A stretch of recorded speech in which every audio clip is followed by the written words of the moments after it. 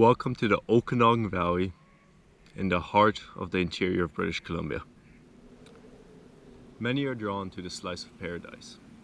The residents and visitors get to enjoy a beautiful lake spanning 135 kilometers. They get to enjoy amazing mountains and the beauty that they project. Not only that, the valley produces some of the best wines in Canada.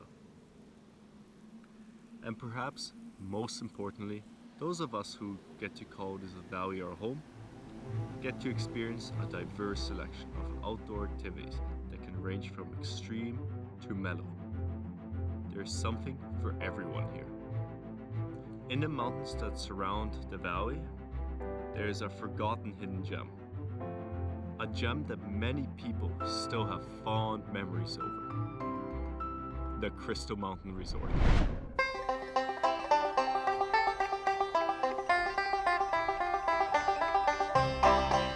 With snow in the air and the wind in our faces, we're ready to answer the call from the north. In the heart of each skier's the end to be freer. When winter calls, all of the skiers come forth. It's high in the heavens, the sun it is shining, sending down beams on the glistening white snow. It's hark, hear the yodel, the voice from the mountain, and the echo that comes from the valley below.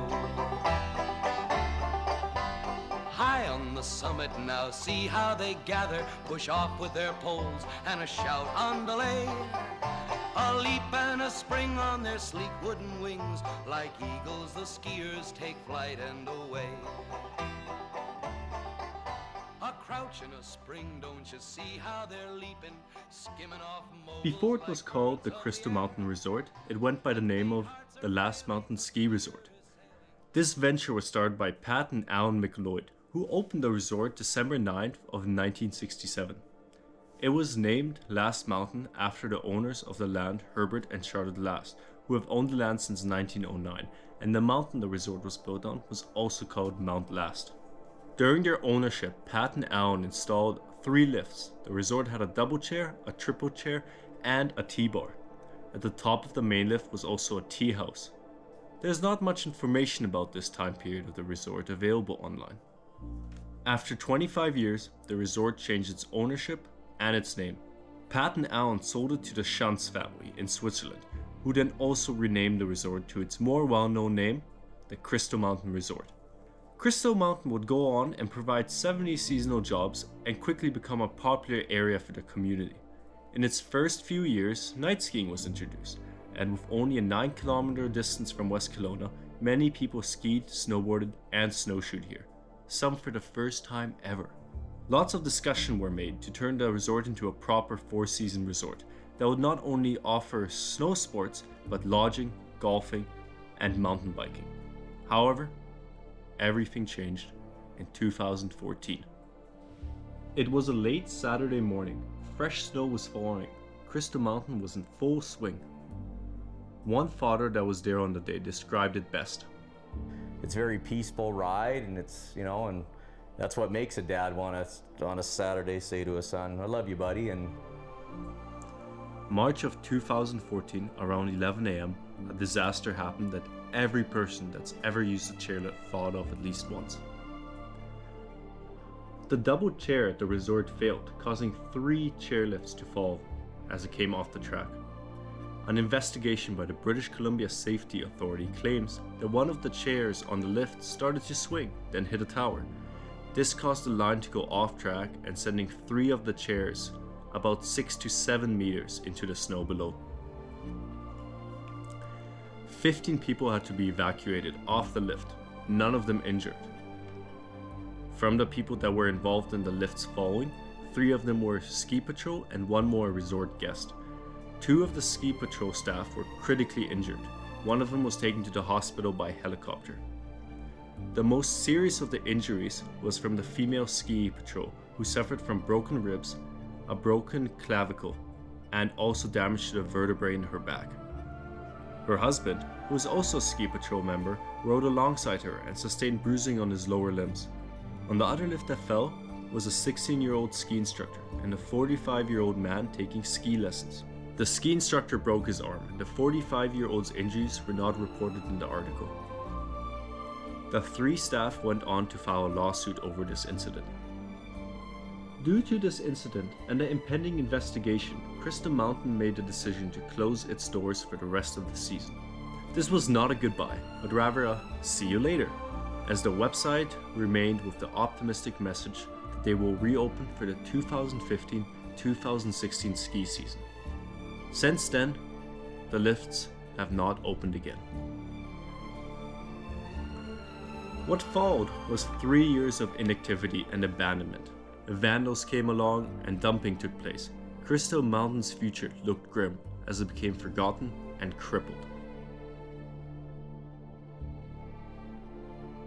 In 2017, a former employee of Crystal Mountain came along and saw the state the resort was in. With the help and dedication of friends and volunteers, and a lot of love for what it once was, Dawn Journey is now leading the charge to bring it back to life. It was just a friendly ski hill, right? You know, and everybody knew each other, and everybody learned how to ski and up here, and everybody learned how to snowboard up here, and it was a lot of fun. You know, we had night skiing, and you know, you'd always come up for the night skiing and hang out, and right. When you first saw this place, like before everything that happened, when you came here for the first time, what was like for yourself? Like back in the early 90s? Early 90s, yeah. Well, it was always kind of a dump, you know, like it was always kind of band-aided together, and, you know, like things changed and they redeveloped stuff, and, you know, and it always seemed like everything was always a work in progress back then as well. Something to do. Yeah, there was always stuff breaking down, and so I guess that's where how you said the atmosphere comes from, like, you know, everyone's kind of banding together even from the get-go in this space, eh? Oh yeah, when I used to come up here, you go up the green tea bar, and there used to be an orange tea bar that they took out when they put the triple in 2000. Yeah. So you'd go up the green tea, and you'd kind of have to go uphill, ski uphill a bit to get to the orange tea, right? Oh, okay, yeah. Right, to the base station of the orange tea. And it was kind of comical because that's where they'd always put like the lifties that would smoke a lot of weed and stuff. So keep them a bit out of the way. Oh yeah, and you'd go up there because nobody'd ever go up there, and then you'd wait, and then there'd be like, as the T-bars came around, you could wait up to like 10 minutes because, you know, so like the T-bars, they'd only like 1 or 2 on the whole thing, right? So you'd have to wait. And, you know, there would a string would go by, and then, you know, like something broken or flagged or something like. So when you came back here in like 2017, obviously that's when the windows were broken. That's when this place was a very different. Decimated, yeah. What was that like, driving in and seeing it? It was heartbreaking, you know, to tell you the truth. When I came in, it was kind of, because you know, I was working out in Calgary and stuff, and I came back, and then I'd bring my kids up here every once in a while for skiing, and then I heard it was shut down, so I thought they were working on it, right? So I had no idea, and I came up here just after New Year's, like January 17th, and like it was heartbreaking. Like I came up here and the place was just absolutely destroyed, you know, almost kind of like a zombie apocalypse, because they left so much stuff here. It was pretty much abandoned. And then the vandals and looters came in and just threw everything all over the place, right? And broke every window, smashed every door, right? Tried to burn the buildings down, lit fires everywhere, threw everything out the windows and everything else. And, you know, a lot of people were just bringing trailers of garbage up and dropping them off. It became a dumping ground. Yeah, just a dumping ground. Like there's so much garbage in the parking lots, and you know. And the thing that strikes me the most was when I came up here, and I walked into the old rental shack, and everything was spread around, like pictures of people's kids, and you know, all the years of everything that they had done. It was just all over the place, and you know, covered in rat crap, and you know, and there was a picture of my son sitting in the cafeteria, you know, and there was a couple pictures of me when I was in the ski school and stuff too, right? That were just scattered everywhere, and I was like, holy crap, you know.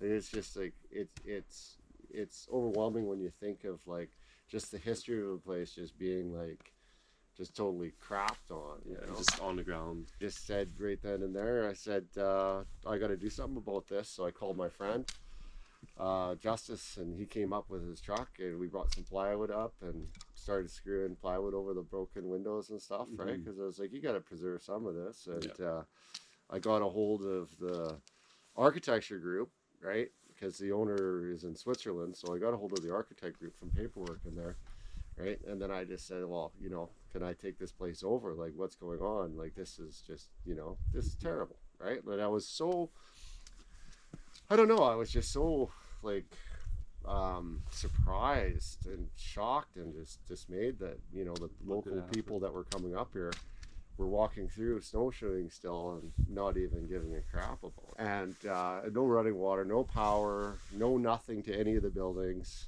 you know.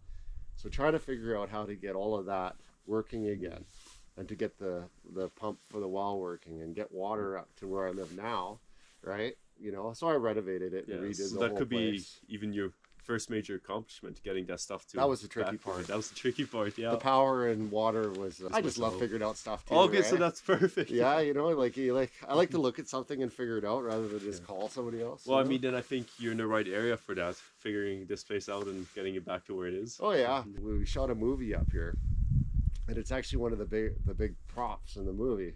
For the movie was this one. What movie was that? It was called Daughter of the Wolf. Daughter of the Yeah, Wolf, it had okay. Richard Dreyfuss and Gina Carano in it. Oh, cool. Yeah. Okay, I'll have to look it up. Yeah, we had 14 wolves up here. We had Wow. yeah, and like the whole, when you watch the movie, the whole inside of the lodge, right, was still in the abandoned form, except for like I'd boarded up all the windows and everything. Okay, so cool. when you look at that, you can kind of scroll through and see. Yeah, Daughter of the Wolf. I think it could be on Roku or something. I'll like have a that. look. I'll find one where in that. yeah. It's it was a pretty good movie. Yeah. I mean, even just to see bits and pieces of this place, how it was, like, it would be Yeah. cool to watch. I'll give that a watch. Yeah, Yeah. that's awesome. We threw like Richard Dreyfuss's corpse out the window. And, yeah, it was so much fun. It was a really good Sounds like a movie. good time. Wicked stuff. Yeah. So, what would you say is like your biggest accomplishment that you've done so far here? For here, I think it's kind of being able to get a snowboard park and to get the kids back, you know, and to have everybody like as a little building the community that we have up here right now, you know, like everybody that's in the snowboard park and the friendships and that, and the airsoft as well. Like these guys that have joined the airsoft, you know, they've kind of got together and now they're all like best friends. Yeah, as well, I as saw it seems everybody. like you get along with them really well too. Oh yeah, they like everybody up here is just like, you know, like built so many relationships over the last couple of years with all the people that just come up. And, seeing that community build up. I yeah, guess. you know, and it's almost like what would you say? Almost like sort of a cult following, almost. You know, like just how everybody is so awesome and they have their own things, right? You know. When people visit here, what are some of the things that they can do? Well, we have the airsoft, right? Which is we started 2 years ago. But when you come up, right, a lot of people do ski touring, right? Yeah. When snowshoeing, right? The ski touring is a lot of fun. That's where you skin up on your skis, right? Or what's called a split board. You put skins on a board that comes apart in the middle, right? Right. So you can actually go up like you're on skis and then come down and then clip your board together and come down on a snowboard, right? Yeah, and then we have like snowshoeing and yeah, so a lot. The snowboard park is really great. You know, it's always good to see like, you know, the kids from like the local area come up, right? And Gives they're them a always place to great. practice. Oh a yeah, place to you know. really enjoy. And we have like Jessie up here. She's really good at getting, you know, keeping everything really, you know, safe and great. You know, the snowboard is always changing, and you know, it's kind of like a skateboard park. Yeah, you and know, I guess every season for snow. it's a bit different too. Yeah. And- it's a different kind of take on it. You know? yeah. So, you have the airsoft though. Yeah. That you started. Yeah. What can you tell me about the airsoft in general? It is actually, you know, when I started it, I was kind of like, nah, what is this airsoft, right? You know, because you know, I used to play paintball all the time, and I always kind of thought, well, paintball is a lot of fun, but airsoft kind of seems like it's like smaller pellets. It doesn't look like it's as fun as it should be, right? You know, but the guys that play the airsoft just have a great time, you know, and it's a lot of fun, right? You know, you get to play war, you get to work, you know, the camaraderie with the other friends of the brotherhoods that they've created, you know, and the friendships they've created is really, you know, spectacular to watch, right? There's a difference between Crystal Mountain and Bull Mountain. Yeah. And I know the plans might be considered slightly different. What are your plans moving forward for Bull Mountain, specifically the Bull Mountain Adventure Park? Well, like it's on the GoFundMe page. I kind of explained everything on there. Yeah. But basically, Crystal Mountain is still in existence, right? The group, right? They still have controlling interest in this because they want to build a huge resort up here, and that's part of their master plan for the place. I think that Bull Mountain, right, will always have a place up here. It'll always be a legend on the mountain as something that we created up here, right? Even if like an investor comes in with that group and redoes everything and rebuilds everything, Bull Mountain will still have a place on this mountain. Something here, yeah. I think for whenever, right? How can people help? Hey, donating to the GoFundMe, right? Because we are keeping track of it. It is going to take millions and millions of dollars, right? You know what I mean? So when people look at it and they just kind of pass it by or share it or whatever, and without doing the donation, I get a lot of people that come up here and they say, "Oh, I wish that place was open. I wish that place was open," but it's not for lack of trying.